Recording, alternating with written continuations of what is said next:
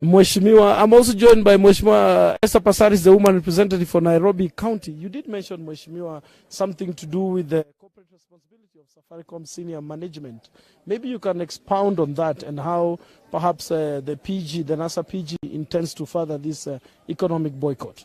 Well, I mean, for me, Safaricom is a Kenyan-owned company. We love the product. We love the services that they offer us, but they have messed up our country. Yes. They had a moral obligation to ensure that they serve all Kenyans and not a sector of Kenyans and the government and against the Kenyans' will.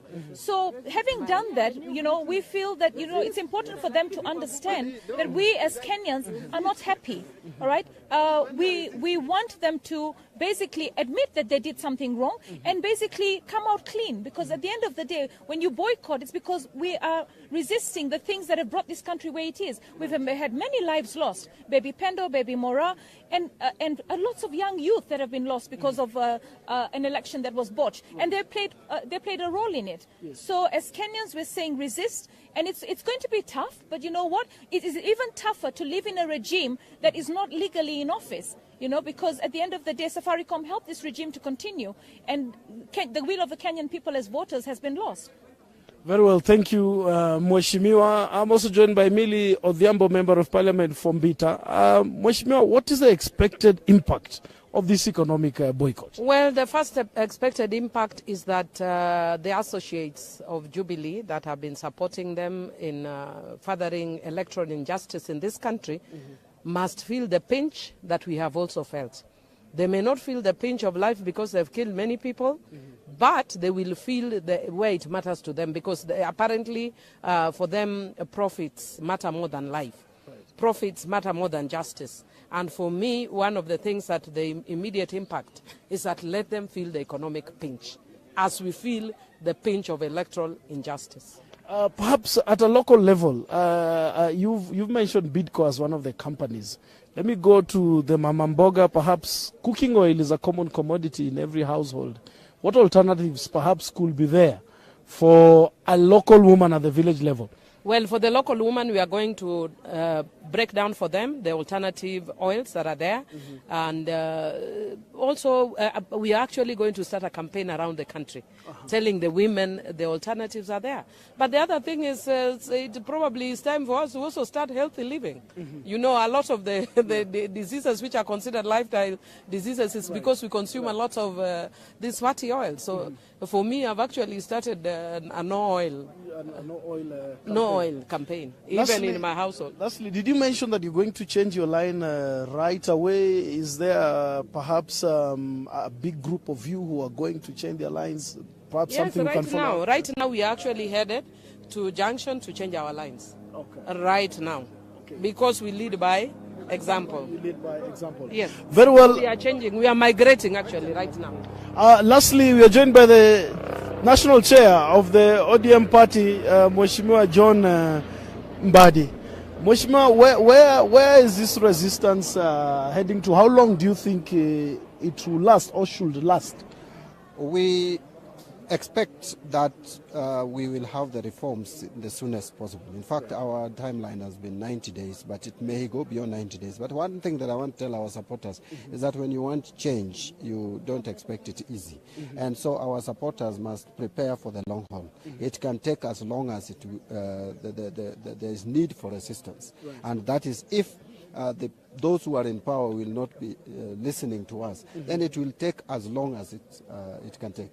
Some people are asking what criteria was used to arrive at these companies, Bidco, Safaricom. Is it the personalities or is it their association with the so-called imposed regime on the people? First of all, I want to make it very clear that these are not the only companies that we have identified. But for the start, we decided to pick on these three, but mostly because of association with the despotic regime and their funding of the same. We have evidence, we have carried out investigations, and we have found out that these companies have been associating very closely, and in terms of even financing and funding, the campaigns of this despotic regime. Some have participated directly or indirectly in the rigging of elections, and therefore we have decided that they must pay for it. And I want to also say that it has nothing to do with personalities, it has nothing to do with communities, and that is why you find there are certain probably institutions that are largely associated by some communities. But we didn't want to go that route because, you see, we feel that this regime has been marginalizing some areas. We don't want also, as people who are alternative government, to do the same by marginalizing some communities just by merely voting for or perceived to have voted the way they did. So ours is not to target any community. We don't want to target individuals. We want to target those companies that are supporting actively and even sometimes overtly and covertly this despotic regime. Lastly, it is widely said that Bob Collymore is on leave. It's not very clear whether it is sick leave or it is a leave perhaps like the one that Chiloba had. Could that be enough action from Safaricom perhaps to make NRM rethink having Safaricom in the list? And I think our boycott for Safaricom is not linked to an individual called Bob Collymore. Bob Collymore is the CEO of Safaricom, but Safaricom is bigger than Bob Collymore. And I want to also add that it's not clear to us, we don't work, I don't personally work in Safaricom. Yes. I don't sit in the board to know why, the real reason why Bob Collymore has gone on leave. I want to take it that what we were told, that he's unwell, and we pray for his quick recovery, because I really don't see how someone can pretend to be unwell when he's not unwell. For me, the bottom line is we are dealing with a company called Safaricom, which has its management, the board of directors, the employees, and we have evidence and clear information about their participation in mismanaging or in participating in mismanagement of the electoral process. Well, thank you very much, Chair. I just have one last question for Esther Passaris.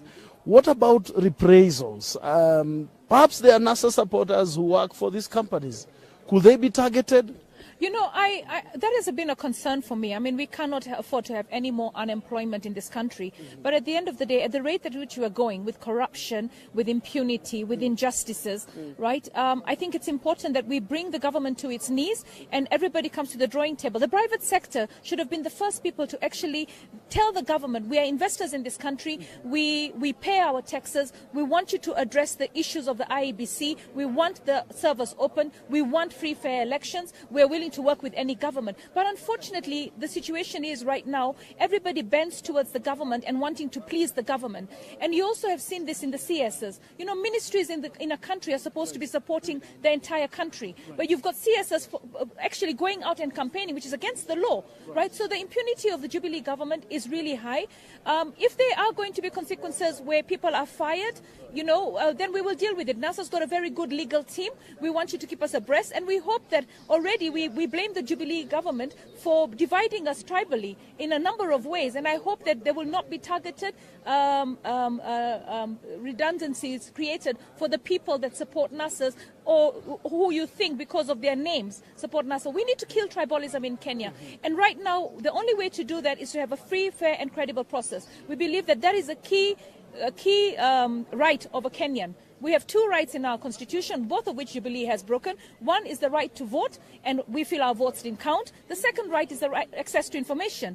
They should have actually opened the servers. Kenyans wanted the servers opened, not another 20 billion shillings sunk into an election that was a sham.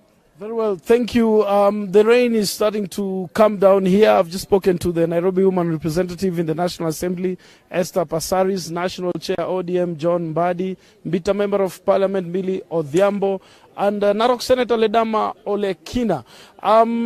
The members of Parliament are proceeding right now to go and change their lines from Safaricom to Airtel, and we are going to cover that live for you. Keep it here on NASA TV as we bring you a minute-by-minute account of what is happening this day.